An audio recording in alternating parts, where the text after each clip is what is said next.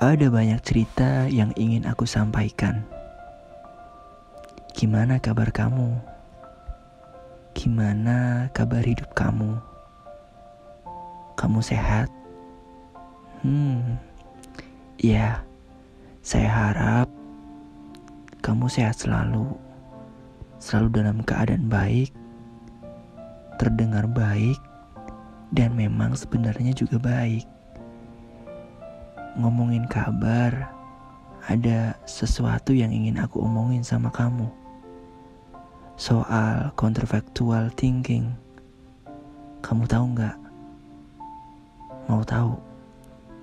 Oke deh, sebelum kita lanjut, kita intro dulu.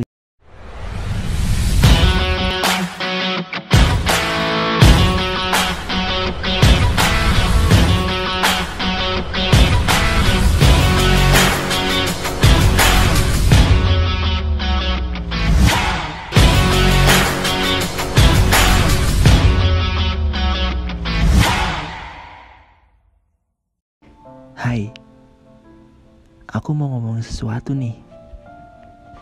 Kadang kita dalam hidup nih sering ngalamin overthinking di masa lalu. Makanya aku mau ngomongin gimana caranya untuk mengatasi overthinking terhadap masa lalu itu. Pernah gak sih saat sedang terdiam, tiba-tiba aja pikiran kita flashback ke peristiwa-peristiwa di masa lalu. Kemudian kepala kita nih seakan-akan memainkan berbagai macam skenario yang mungkin bisa mengubah kenyataan yang sesungguhnya. Kamu bertanya-tanya pada diri kamu sendiri, apa yang mungkin terjadi seandainya waktu itu kamu melakukan hal yang berbeda? Akankah menjadi lebih baik atau malah lebih buruk? Dalam psikologi, kecenderungan untuk menciptakan skenario-skenario berbeda ini dengan sebutan counterfactual thinking atau pemikiran kontrafaktual. Namun gak hanya personal masa lalu saja. Terkadang kepala kita juga dipenuhi akan pertanyaan-pertanyaan tentang masa depan. Contohnya gini, ketika kita terus-menerus memikirkan resiko dari pilihan yang kita ambil di masa kini, meski sadar bahwa masa lalu bukanlah hal yang bisa dikendalikan, tetap saja rasanya itu sulit banget, terlepas dari pikiran-pikiran kontrafaktual.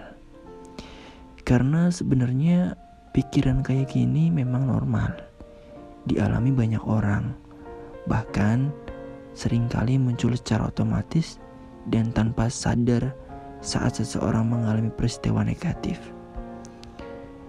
Dalam beberapa kejadian, counterfactual thinking bisa bikin overthinking, bahkan bad mood, apabila dibarengi dengan penyesalan akan realita di masa lalu yang gak sesuai harapan. Nah, aku mau ngomong nih sama kamu. Kalau kamu ngerasain sering overthinking akan masa lalu, maka kamu berbeda di blok yang tepat. Maka kamu ada di waktu yang tepat untuk ngomongin ini. Gimana caranya untuk mengatasi overthinking terhadap masa lalu? Ayo, kita ngobrol lagi lebih dekat lagi. Apa itu counterfactual thinking? Mungkin lebih detailnya kayak gini ya. Kayak gini nih. Penelitian psikologis mengenai counterfactual thinking dimulai pada tahun 1980-an. Hal ini dipicu oleh kesadaran bahwa penting bagi manusia untuk memahami masa lalu dan memprediksi masa depan. Counterfactual secara harfiah berarti kontras atau berlawanan dengan faktanya. Apabila didefinisikan, counterfactual thinking adalah kecenderungan untuk berpikir tentang kemungkinan atau konsekuensi berbeda dari peristiwa yang telah atau akan terjadi. Jadi gimana bro? Pemikiran ini sering kali muncul dalam skenario what if. Jika apa?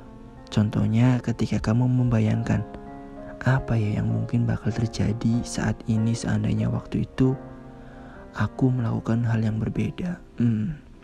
Kayak gitu terus. Itu salah satu contohnya. Nah, kebiasaan ini bisa sangat mempengaruhi emosi, keyakinan, dan perilaku seseorang. Dalam beberapa kasus, counterfactual thinking bisa membuat kita jadi lebih bersyukur dan belajar dari kesalahan, seperti saat berhasil lolos dari musibah. Namun di sisi lain juga, counterfactual thinking bisa sangat menyakitkan ketika ini karena saat hal-hal di hidup kita nggak berjalan sesuai harapan. Biasanya muncul emosi negatif berupa rasa penyesalan. Contohnya adalah saat kamu berpikir bahwa kecelakaan tragis nggak akan menimpa sahabatmu apabila kamu mengingatkannya untuk memakai sabuk pengaman. Lantas, apa pemicu counterfactual thinking? Setidaknya ada 3 keadaan yang bisa membuat seseorang mengalami pemikiran counterfactual. 3 keadaan itu adalah adanya situasi yang mengecewakan, peristiwa yang nyaris terjadi, dan realita yang enggak sesuai harapan. Walau begitu, pemicu paling umum dari counterfactual thinking adalah peristiwa yang mengecewakan. Dalam hal ini maksudnya kebiasaan merenungkan pertanyaan-pertanyaan tentang gimana peristiwa buruk bisa dihindari kalau saja kita mengambil jalan yang berbeda. Kemudian ada nih jenis-jenis counterfactual yang aku dan pengen banget omongin sama kamu. Kayak contohnya gini, Neil G. Ross, seseorang psikologi dari Northwestern University, menyatakan bahwa setidaknya ada 2 jenis counterfactual thinking berdasarkan arah perbandingannya. 2 jenis ini adalah upward counterfactual dan downward counterfactual. Upward counterfactual adalah pemikiran tentang gimana sih situasi bisa menjadi lebih baik. Misalnya gini, seseorang yang merasa gagal dalam karirnya mungkin berpikir, seandainya aku mengambil pekerjaan lain 10 tahun yang lalu, hidupku pasti akan jauh lebih baik. Dalam hal ini, kamu berpikir bahwa hidup kamu bisa jauh lebih baik apabila melakukan pilihan yang berbeda. Sebaliknya, downward counterfactual adalah pemikiran tentang gimana situasi bisa menjadi lebih buruk dari kenyataannya. Misalnya gini, saat kamu berhasil datang tepat waktu ke sekolah, kamu mungkin berpikir, untung aja tadi aku gak lewat jalan biasa. Kalau enggak aku akan terlambat. Di sini kamu melihat kegagasan bahwa kalau membuat pilihan yang berbeda, hidup kamu enggak akan sebaik saat ini. Sisi positif dan negatif dari counterfactual thinking, sebetulnya counterfactual thinking ini bisa sangat menguntungkan kalau kita enggak terus-menerus terjebak dalam pola pikir what if. Karena pola pikir tersebut cenderung membuat kita terlalu fokus akan masa lalu, yang mana segala sesuatunya udah berlalu dan enggak bisa diubah. Downward counterfactual biasanya atau misalnya bisa buat kamu jadi lebih bersyukur, sekaligus menenangkan diri kamu secara emosional, maksudnya dengan menyadari bahwa situasi bisa saja lebih buruk ketika jadi merasa lega karena sudah berhasil menghindarinya. Upward counterfactual juga bisa sangat bermanfaat. Salah satunya adalah bisa membuat kamu terus berkembang menjadi lebih baik. Contohnya gini, saat kamu kejebak macet di satu rute, kamu jadi sadar kalau kamu harus mencari rute lain yang lebih lancar. Kamu jadi belajar dari pengalaman itu kan? Tapi sisi negatif adalah upward counterfactual bisa sangat menyakitkan. Sebuah studi menemukan bahwa membayangkan hasil yang lebih baik berkaitan dengan penyesalan, dan ini berkaitan dengan gangguan depresi, rasa sesal akan realita yang gak sesuai harapan juga kadang bisa buat bad mood, pesimis, dan hilang motivasi. Cara mengatasinya gimana? Ini yang penting, ini yang mau aku ngomongin sama kamu. Mungkin kita ngobrolin yang pertama kali ya. Yang pertama, menerima kesalahan dan kenyataan.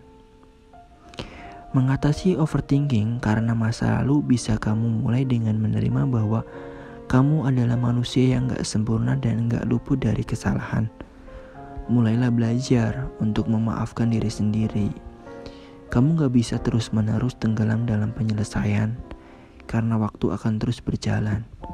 Karenanya, akan lebih baik kalau kamu fokus ke masa depan dan memanfaatkan waktumu untuk hal-hal yang lebih baik. Kemudian yang kedua, jadikan kegagalan sebagai sarana untuk berkembang. Dengan munculnya counterfactual thinking, saat kamu mengalami kegagalan, hal ini secara nggak langsung menyadarkan di mana letak kesalahan kamu.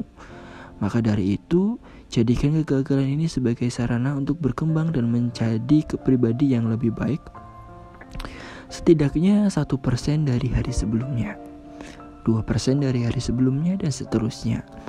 Belajar hal-hal praktikal yang bisa mengurangi kebiasaan overthinking.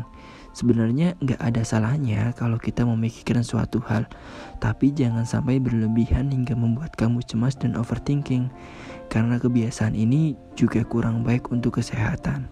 Maka dari itu, coba untuk mulai mengenal lebih dalam lagi perihal overthinking dan cara menghilangkan kebiasaan ini. Salah satunya dengan ngobrol sama aku di Hello Ans Indonesia. Selain itu, supaya semakin paham tentang conflict trading, kamu bisa komen dan kita bisa diskusi di komen. Kamu setuju? Kalau kamu menyukai video ini, kamu bisa like, komen, dan subscribe. Jadi kamu tidak akan ketinggalan konten saya selanjutnya. Sampai jumpa. Dadah Ans.